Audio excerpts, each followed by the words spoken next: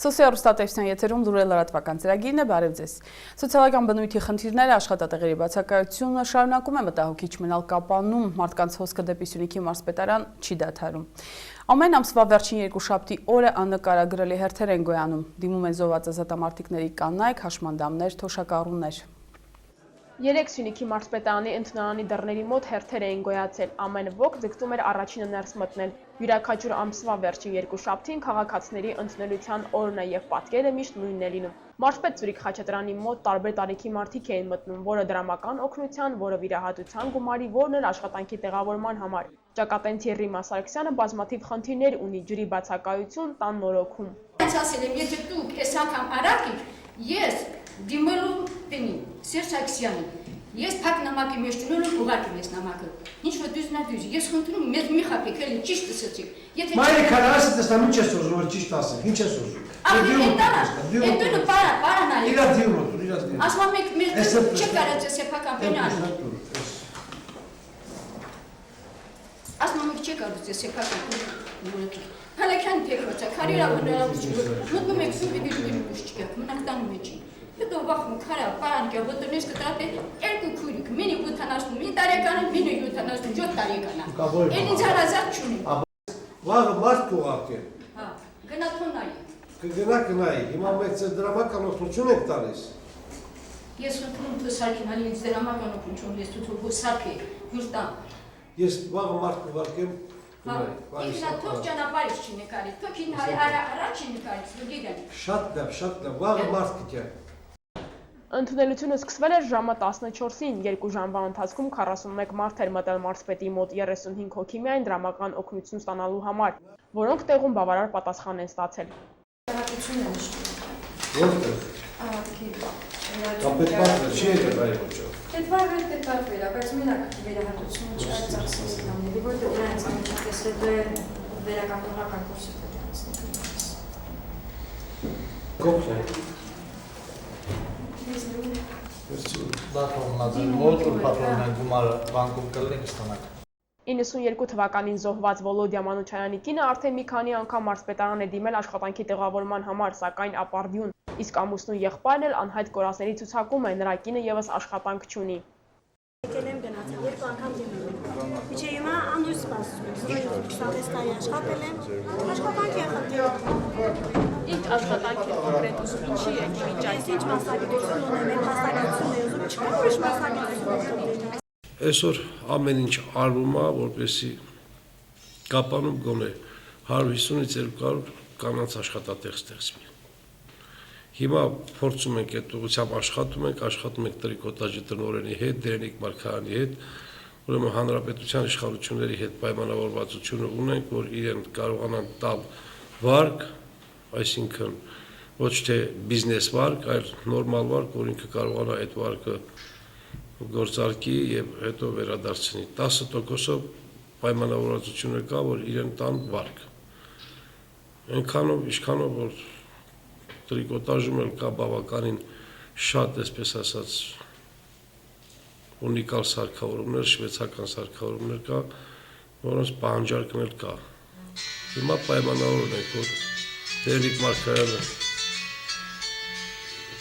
Դերենիկ Մարգարյանը ուրեմն պայմանագիր, եթե կարողանա կապի, որ արտադրանքը վերցնեն, հիմի այդ ուղղությամբ աշխատում է։ Եվ պայմանավորություն կա պահածոների գործարանի։ Մարզպետի խոսքով մարդկանց նման հոսքը չի զարմացնում, աշխատատեղ չկա, սոցիալական վիճակն էլ չի բարելավում։ Տարածաշրջանի մյուս համայնքների համեմատ Կապանում խնդիրները առավել շատ են։ Թվականի հունվարի 1-ի դրությամբ Կապանում կար 19,000-ից ավելի մոտավորապես 20,000 աշխատատեղ եւ կար մոտավորապես 12 միությունական ենթակայության գործարաններ։ Այսօր դրանցից մեկն է մնացել։ Կապանի Չէ, ինչ ավտոնորոգման բանը։ Դինո Գոլդ մայնինգն է դա մնացել։ Իսկ Սիսիանի Գորիսի մեղու տարածաշրջաներում կազմակերպվում են արտագնա ընդունելություններ։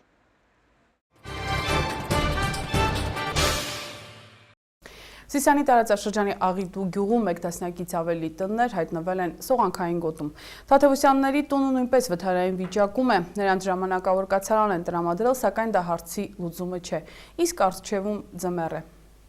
Էմի գոմս, էլը հողմողը որ եկել ալս է, ընդ գոմ եմ սարկած եղել, ենի քանդվապ։ Շուրջ 1.5 ամիս է Աղիտու գյուղի բնակիչ Մուրադ Թադևոսյանի տունը փլուզման եզրին է։ Սկզբում թեքվել ու քանդվել է տան առաջին պատշգամբը, հետո հարակից շինությունները։ Թադևոսյանի խոսքով վերջին շրջանում տունն աստիճանաբար սկսել է ներքև սողալ։ Այդ սողքը եղել է ամսուկես առաջ, երբ որ այս թումբը պլել է, այս դիմացի այս հատվածը, այս 5 մետր։ Հետո դրա տակից ջուրը սկսավ դուրս գալ։ Էդի որ սրանից հետո էմի ջուրը դուրս եկավ, արդեն այն շենքի վրա դե գործ ենք անում, ճաքերը բանը հայտնվավ, հենա պատային յանից էր կա։ Ու ես էլ հենա պարզերը նստում եմ։ Մուրադ Թադևոսյանը սկզբում փորձում էր սեփական ուժերով փրկել տունը, սակայն երբ երեխաները երկրորդ պատշգամբի ճեղքերը նկատելուց հետո հրաժարվեցին տուն մտնել, դիմեց համայնքապետարան։ Դիմել այնց մի քանի օր առաջ, ես իմ աղշատողներին ուղարկել եմ, նկարել են։ Եկել ենք, նայել ենք, տեսել ենք,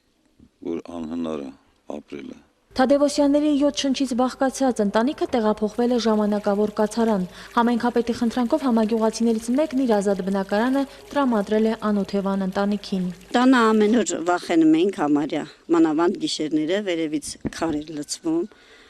կամ ջուրեր լցվում, նայած օրել է։ Հիմա իջել ենք մի քիչ լավ ենք, այստեղ համեմատած վերևի մի քիչ ոչինչ։ Դե չէի ասի արտակարգա եսիմ, բայց դե այնքան որ։ Թադևոսյանների տունն Աղիտու գյուղում միակը չէ, որ վթարային վիճակում է գտնվում։ Համայնքի ղեկավարի խոսքով եւս 12 սեփական տուն սողանքային գոտում է։ 10 տներ տասնամյակներ շարունակ լքվել են նույն պատճառով, վերածվելով ավերակների։ Դե տարածքը նենցա, որ ամեն պահ, ամեն վայրկյան հնարավոր այն ժայռը փոկվի։ Ինչի բանաս, գուցե մի փոքր ցնցումից կարող այն հիմա գա այստեղ։ Հանգնեմ այս տարածքը։ Եվ սենց շարունակում այս գյուղի վտանգավոր հատվածը, այս ժայռերը սենց շարունակվում է եւ դրա տակ կան բնակելի տներ։ Հիմա միջոցներ ձեռնարկենք, ես չգիտեմ, կառավարությանն էլ դիմենք, մարզպետին այսօր նամակով դիմել եմ։ Դրանք ինչով կարանք օգնենք,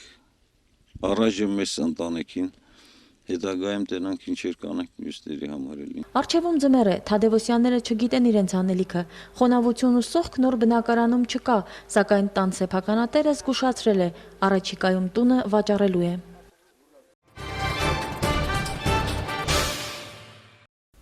Նոյեմբերի առաջին տասնօրյակում Մեղրի Լևազ գյուղում կսկսի աշխատել Կարո Կարապետյանի պահածոների արտադրամասը։ Այգեգործը արդեն 10 տարի է ձիթապտուղ է մշակում, արդեն պատվիրել է տարաներն ու պիտակները եւ մինչեւ տարվա վերջ նրա սեփական արտադրանքը դուրս կգա շուկա։ Իսկ այս օրերին Կարապետյանների ընտանիքը շարունակում է բերքահավաքը։ Մեղրի Ալվան գյուղի վերջական տարածքում է գտնվում Կարո Կարապետյանի ձիթապտղի այգին։ Ցանկապատներ չնկատեցինք, հենց ծառերի առաջին շարքում այգեգործը դիմավորեց մեզ ու ԵԱՀԿ Սյունիքում ծրագրեր իրականացման գրասենյակի ղեկավար Արմեն Շահբազյանին։ Այգում շրջելու գայթակղությունը մեծ էր, բոլորս էլ առաջին անգամ էինք ձիթապտղի ծառ տեսնում, սակայն տանտերը խորհուրդ տվեց քայլել միայն իր ետևից։ Դեռևս մայիսի վերջից սարեր բարձրացած օձերը սեպտեմբերի վերջին իջնում են ու տնավորվում այգու խոտածածկում, ու մենք ստիպված էինք քայլել զգուշորեն ու միայն Կարոյից ոչ հեռու։ Թեև նա կեսկատակ ասաց, որ օձերին խորհուրդ է տվել հեռու մնալ լրագրողներից։ Այգու տնակի բակում արդեն մի քանի արկղ ձիթապտուղ էին դրել 4 գույնի՝ կանաչ, սպիտակավուն, մանուշակագույն եւ սև պտուղներ են հավաքել, հետո կտեսակավորեն։ Նոյեմբերի 5-ից արտադրամասն աշխատելու է, հպարտությամբ ասում է ֆերմերը։ Տարաները պատվիրել են, պիտակների համար դեռ մտածում են, ծակող սարքը հասնի Լևազ կսկսեն արտադրությունը։ Իդեպ առանց քիմիայի։ Կա ձիթապտղի մշակման երկու ձև, կամ 14 օրվա ընթացքում եւ օգտագործելով քիմիական նյութեր, կամ էլ 45 օր եւ միայն աղու ջրով։ Ընտրել են երկրորդ տարբերակը։ Սեղանի ձիթապտղից բացի յուղատու տեսակն են մշակում, ձետ ստանալու համար։ Յուղատու սորտն է, սրա մեջ 75%-ը մի պտղի մեջ, կորիզ հետ միասին 75%-ը յուղ է։ Այս սորտը։ Իրա ձետն է։ Իրա ձետ։ Հա, իրա ձետն է։ Դա ճզմվում է։ Սա որպես յուղի համար է, ասենքն ծառերի մի որոշ մասը յուղատու սորտն է։ Եվ շատը սեղանի ձետ։ Ովքեր մի քանի օր շարունակ ձիթապտուղ են քաղում, ձեռքները փափկում են ու պլպլում, կատակում է Կարո Կարապետյանը, փաստորեն չարչարանքից բացի մի հաճելի բան էլ կա այդ քաղելու գործում։ Կարապետյանների ընտանիքն ամեն օր այստեղ է, պետք է հասցնել քաղել, որ շատ չհասունանան, Ձիթապտուղը փափկում է ու էլպիտանի չի լինում մարինացնելու համար։ Տիկին Անահիտն արդեն մի քանի տարի է տնային պայմաններում ձիթապտուղ է մշակում, ձեթել են ստանում, ստամոքսի խնդիրներով մարդկանց շատ է օգնում։ Շաքարախտով հիվանդներն էլ են օգտագործում։ Շատ շաքարյամ է տանում։ Ում սենց ստանում են ուտում։ Հա, այնտեղ Աղաջուրը։ Ես ինչ են անում, չեմ կարող ասեմ, բայց շատ մարդ շաքարյամ տանում։ Մարդը 40 կիլո տանում է շաքարի դեղը։ Դա դարոզ է։ Ծակում ենք զեյթունը 4-5 տեղից, լցնում ենք ջրի մեջ, սովորական ջրի մեջ։ Մի 7-8 օր այդպես օրը 2 անգամ փոխում ենք։ Հետո թույլ աղաջրի մեջ։ Հետո արդեն զգում ենք, որ ջուրը պարզել է, դառնությունը քիչ է կամ չկա ընդհանրապես։ Նորմալ աղաջուր ենք բռնում, լցնում ենք տարաների մեջ կամ բանկաների մեջ, ամբողջ ձմեռ ուտում ենք։ Արդեն 9 տարեկան ծառերը ամեն տարի հունվարյան տոներից հետո սկսում են էտել։ Մեղրեցու գարունը փետրվարին է սկսում, պետք է հասցնել մինչև բողբոջելը 6-ից 7000 ծառերը, նաև նռնենիներ, արքայախնձորենիներ, կարգի բերել, գումաղբով պարարտացնել։ Լևոն Մարտիրոսյանն անգիր գիտի, թե ինչպես պետք է մշակի ձիթենու ճյուղերը, այնպես են անում, որ հողի ուժը պտղին հասնի ու ճյուղը ճկուն մնա, թե քելուց չկոտրվի։ Մինչև 700 տարի ապրում են։ Բարձանում է։ Ընդհանրապես տակից որ շիվերը գցում է, մենք կտրում ենք, որ համ հավաքելուց չխանգարի մեզ, բերք հավաքելուց, համ բարձանալուց, հարմար լինի բարձանալը։ Ձիթենին մշտադալար ջրադիմացկուն ծառ է, արևոտ ավազային հողեր է սիրում, առաջին հայացքից թվում է, թե տերևները ծակծկող են, սակայն փափուկ են ու խորաշնանը դեղնում են թափվում, իրենց տեղը զիջելով մատղաշներին։ Որ ձյուն է գալի մի քանի սանտիմ, գայսենք որ թափտանք, որ ծառերը չջարդվի, վերջը ծանր արում ջարդումը։ Այն 4 կողմը սիպտակ, թեկուզ մի 10 սանտիման որ շերտով։ Մենակ այս տարածքում որ դեռ մենակ սա է կանաչ։ Այս հողը անալիզ են կարել գյուղնախարարությունում 2 տարի անդադ համատվել է, ասենք, այս սորտի զեյթունի ծառերի իր այդ բռնումը թե չի բռնում, ընդհանրապես մի չնչին տարբերություն կար։ Մեր հողերի մեկ էլ, ասենք, իսպանական զեյթունի, Օսկալանո, Սևիլյանո սորտերի մեջ։ Մի չնչին տարբերություն, որ չէր խանգարում, ասենք, նորմալ բույս մեր մոտ աճելու համար։ Իր այգու համար Կարոն 4 կիլոմետրանոց ոռոգման համակարգ է կառուցել, այգուց մոտ 800 մետր հեռավորության վրա սարից գետնի տակի ջրերը հավաքել, բերել, հանել է մի հորանցքից ու խմելու ջրով էլ ոռոգում է այգիները։ Դեռ տարածքներ էլ կան, որ մտադիր է այս տարվանից մշակել։ Այն անապատները ես ոչ թե զեյթուն, այլ վստահ եմ ուզում բերեմ տնկեմ, այս տարի աշուն կբերեմ կտնկեմ։ Մոտ մի 2000 ծառ։ Այնօրն էլ ասի չէ, որ այդ գործ ուզում եմ անել, որովհետև մեր փողերը դուրս է գնում։ Ֆիգնա դուրս, տոմոնը Հայաստանի ներսում։ Այն դոշերը, այն դեոր կա, այդ նույն էլի հողի ստրուկտուրան, անալիզ են կարել գյուղնախարարությունը, բռնում է այդ Եվտոպիայի վստահի ծառերի իր այդ հողի բանի հետ, իր այդ համակնում է։ Այսինքն դա նորմալ կաճի ամենաշատ յուղոտ վստան, ասեք Եվտոպիայում, ամենայուղը որ շատ է պարունակում։ Ես դրանից արդեն պայմանավորվել եմ, կարգավորել ենք հարցերը, աշուն կամ գառնավրա կբերեմ կտնկեմ։ 2002 թվականին Կարոն 7500 ձիթենի տնկեց այս նույն տարածքում, ձմեռը խայտառակ ցուրտ էր, մի քանի ժամվա մեջ բոլոր տնկիները ցրտահարվեցին։ 2003-ին ավելի քան 300 տնկի դրեց հողում, ձմռանը նահապետ ֆիլմի հերոսի նման պատրաստ էր փրկել իր այգին խարույկներով, մի քանի տասնյակ ավտոդողեր էր հավաքել ցրտի դեմ վառելու համար, սակայն բարեբախտաբար տարին բարենպաստ էր։ Հիմա 3153 ծառից բերք է հավաքում։ Երբեմն մորեխներն ու այլ վնասատուներն են բարկացնում, սակայն չի նեղվում, թող մի 50 կիլոգրամ բերքից 500 գրամն էլ վնասվի։ Իսկ փորսուղների համար մտադիր է թակարդներ դնել, նեղություն են տալիս, կրծում են ծառերի արմատները։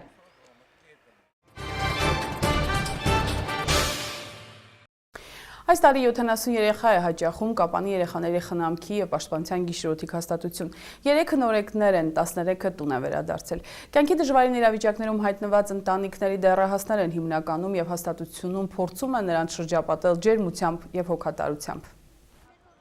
Կապանի երեխաների խնամքի և պաշտպանության գիշերօթիկ հաստատության սաները ապրում են մեկ համերաշխ ընտանիքի պես։ Կյանքի դժվարին իրավիճակներում հայտնված դեռահասները այստեղ սովորում են տնօրինագործություն, ձեռքի աշխատանք, համակարգչից օգտվել, ինչպես իրենք են ասում, օրերն հետաքրքիր են անցնում։ Սիրանուշը քրոջ հետ արդեն 2 տարի է խնամքի կենտրոն է հաճախում։ Բոլորի կողմից սիրված ու ակտիվ աղջնակը շատ շնորհքով է, գեղեցիկ հուշանվերներ է պատրաստում, ասում է նույնիսկ տուն է տարել իր ձեռքի աշխատանքը մայրիկին ուրախացրել։ Եթե դասը շատ չի լինում, դասից հետո գալիս եմ, եթե շատ չի լինում, իհարկե պատրաստում եմ։ Պատրաստ եմ տարել եմ տունել, մամայիս եմ նվիրել։ Կենտրոնի տնայնագործության սենյակը կահավորված է ամեն տեսակ սարքավորումներով, World Vision-ի հետ համատեղ է ծրագիրն իրականացվել։ Երեխաները հնարավորություն ունեն ինչպես տանը, այնպես էլ այստեղ ազատ պատրաստել ցանկացած ուտեստ, մանկավարժներն էլ հարկ եղած դեպքում օգնում են նրանց։ Աղցան եք պատրաստել, թխվածք, պիրաշկի, դենց էլի։ 73 երեխա է այս տարի խնամքի կենտրոն հաճախում, նորեկները 3-ն են։ Յուրաքանչյուրի հետ անհատական աշխատանք է կատարվում։ Սկզբնական շրջանում ավելի բարդ է հոգեբանի ու սոցաշխատողի գործը։ Նոր միջավայրին ընտելանալու հարցում երեխային հենց նրանք են օգնում։ Իրականացվում է թիմային քննարկումներ, անհրաժեշտ խնդիրները թիմով վերելու հանվում, կարիքները երեխաների եւ տալիս անհատական եւ խմբային աշխատանքների միջոցով իրականացվում են ծառայությունները։ Սոցաշխատողի կողմից այդ բոլոր ծառայությունները համակարգվում են։ Յուրաքանչյուր երեխայի համար խիստ անհատական մոտեցում պահանջող եւ ընթացքը միշտ վերահսկելի է, որպեսզի դրանք կրեն շարունակական բնույթ։ Մեր նպատակը երեխաներին տուն վերադարձնելն է, ասում է Վահան Կարախանյանը։ Այս տարի օրինակ 13 երեխա են տուն ճանապարհել։ Հանրապետության 8 գիշերօրտի հաստատությունների հետ համեմատելիս երեխաների ամենաբարձր շարժը հենց այստեղ է։ Նոր երեխաները համեմատաբար ավելի քիչ են գալիս։ Դա պայմանավորված է եւ սոցիալական վիճակի հետ եւ մարզային առանձնահատկությունների հետ, ասենք տարածքային առումով սփռված մարզ է, հեռավորությունը մեծ է, իհարկե մենք ունենք երեխաներ Մեղրիից եւ նրանց ծնողների հետ աշխատանքը ինչ որ չափով դժվարություն է առաջացնում, բայց հաղթահարում ենք։ Խնամքի կենտրոնը համագործակցում է տարբեր միջազգային ու տեղական կազմակերպությունների հետ։ Շատ խնդիրներ հենց նրանց ներդրումների շնորհիվ է լուծվում։ World Vision-ը կենտրոնի մշտական աջակիցն է։ Շենքային պայմանները տարեստարի բարելավում են, սակայն ամբողջական պատկերը դեռ չի գոհացնում։ Հիմնախնդիր է մեզ մոտ սանհանգույցները, նկուղային մասում կռունտային ջրերի առկայությունը, որոնք աստիճանաբար լուծումներ տալով առաջ են շարժվում։ Երեխաների խնամքի եւ պաշտպանության գիշերօրտի հաստատության սաների տակ ձմեռն ապահովված է։ Անցած տարի կենտրոնի բոլոր մասնաշենքերում տեղադրվել են ջեռուցման նոր մարտկոցներ։ Նոյեմբերի 1-ից արդեն կսկսեն ջեռուցման սեզոնը։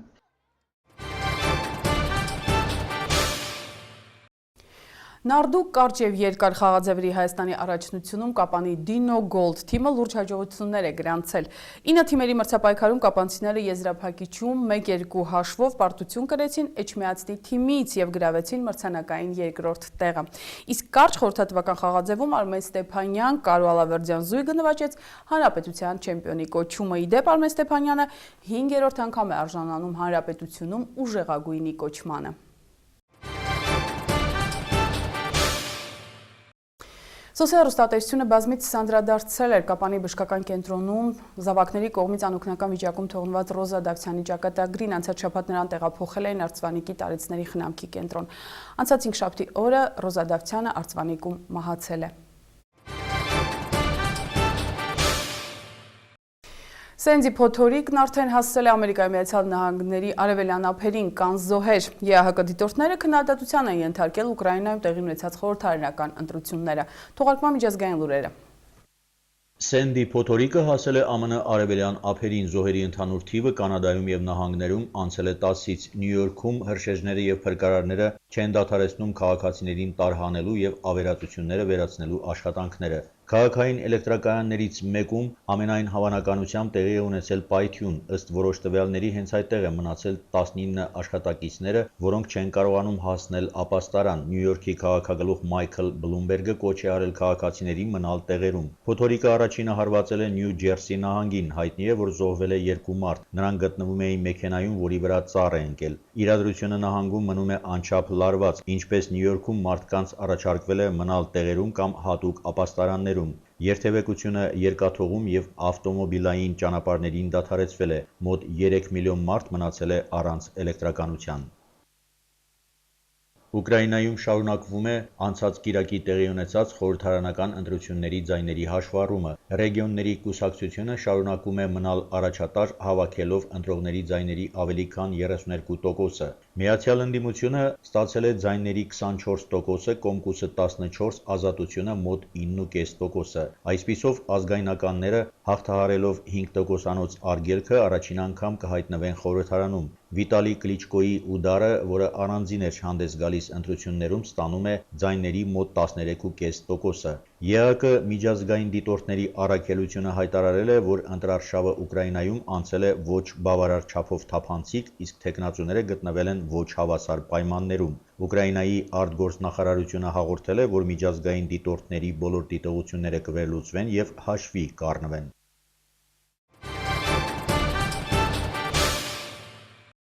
Օրվա լուրերին այսքանն է, ես ձեզ հրաժեշտ եմ տալիս, մինչ նոր հանդիպում։